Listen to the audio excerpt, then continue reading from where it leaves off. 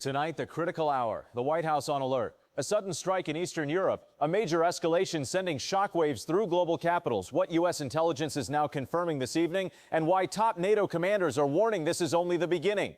Air raid sirens, families running for shelter, a major border city plunged into darkness. We take you inside the frantic overnight scramble, the diplomatic calls, the movement of U.S. aircraft, and what this moment means for Americans at home, your security, your economy, your future. Good evening.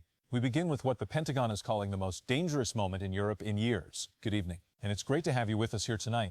We begin with the breaking developments overseas, a fast-moving and deeply concerning situation that has triggered urgent warnings from Washington, Brussels, and multiple Western intelligence agencies.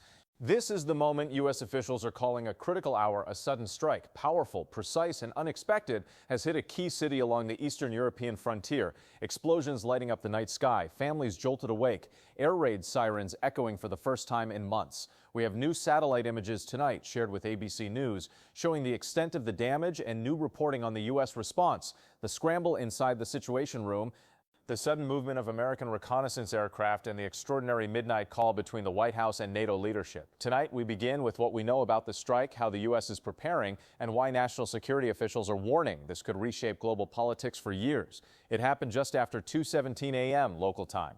Residents say the ground shook, first a rumble, then a flash, then a deafening boom that rolled across the skyline. Eyewitnesses describe it as a scene they hope never to relive. A shopkeeper telling ABC News, "We woke up to the windows shaking, the sky was orange, my daughter was screaming." Security cameras obtained by our reporting team tonight show the moment the blast illuminated entire residential blocks. One frame after another, first darkness, then a sudden burst of light, then shards of debris pelting the streets. Within minutes, emergency crews were racing to the scene. Firefighters. What they found was staggering. A major energy substation hit directly, transformers ripped open.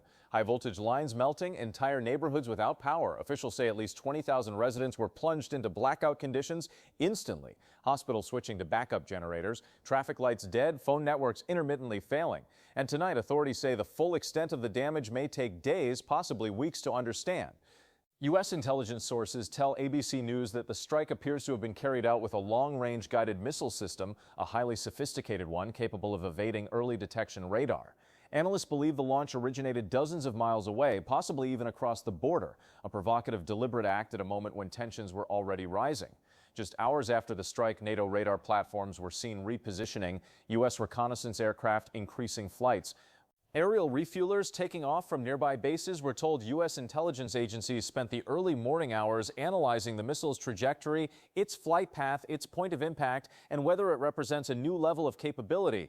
One senior Pentagon official telling us this is not routine. This was time-targeted and meant to send a message. Another said simply, "We are entering uncharted territory." Tonight, the U.S. American personnel in the area have been instructed to shelter in secured facilities, and NATO forces have begun reinforcing key positions along the alliance's eastern flank. Inside the Situation Room, the response was immediate. Sources familiar with the meeting tell ABC News there were at least 3 urgent calls, one to the NATO Secretary General, one to the President of the affected nation, and one to the heads of U.S. intelligence agencies. The message, we're told, was unified.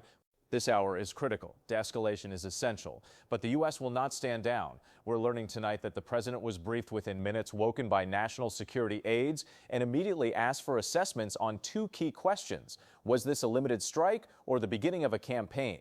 Could American forces or NATO assets be targeted next? By morning, the White House had drafted new guidance for allies, a coordinated response, public and private, aimed at preventing further escalation. Officials say the coming 24-8 hours will be pivotal. Tonight, reporters on the ground describe a population shaken but not broken, families gathering in underground shelters, children wrapped in blankets, clutching backpacks stuffed with essentials, parents standing in lines at water distribution points, worried, exhausted, but determined. A grandmother telling ABC News, "I lived through strikes before. I never thought my grandchildren would."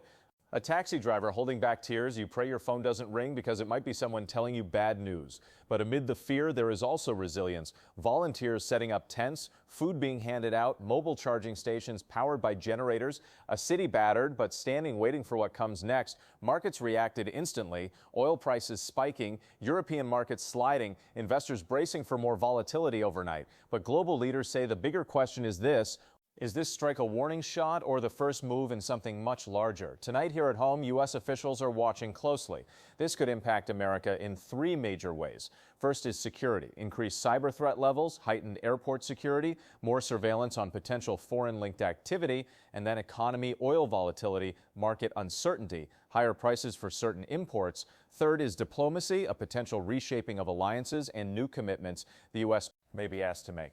Pentagon analysts warn that the strike could trigger additional waves of military activity, waves that could require rapid U.S. response, even if America is not directly attacked. A night we spoke with former military commanders, diplomats, and intelligence experts. A retired NATO general telling ABC News this was not random, this was precise. That alone makes it dangerous. A former U.S. ambassador, this is a test. Someone is watching how the world responds. And a senior intelligence analyst warning we've entered a phase where miscalculation is more likely than ever. Experts say the next moves, not just from the nation that launched the strike, but from the U.S. and its allies, will determine whether this moment becomes a turning point in global history. And tonight, amid the chaos, a sign of hope. A photo emerging from the blackout zone, a firefighter carrying a child, no more than 4 years old, down a staircase filled with dust and smoke. The firefighter's uniform torn, covered in ash, but still moving forward step by step. A reminder that even in the darkest hours, there are people who run toward danger, not away from it. That image, now circulating across the world, is already being called the face of courage. As we come on the air tonight, the situation remains fluid, unpredictable, and tense. Diplomatic lines open, military forces repositioning, civilians bracing for whatever tomorrow brings. The U.S. is urging calm, pledging unity, and warning that any further attacks will carry serious consequences. Allies preparing for emergency overnight meetings. Journalists arriving at the strike site as daylight approaches. Engineers working to restore power to thousands of families. And global markets, governments, and millions of people waiting for the next statement, the next move, the next sign of what this moment will become. We will continue to follow this throughout the night. Our teams across Europe, Washington, and here at home are tracking every development. Stay safe. Good night.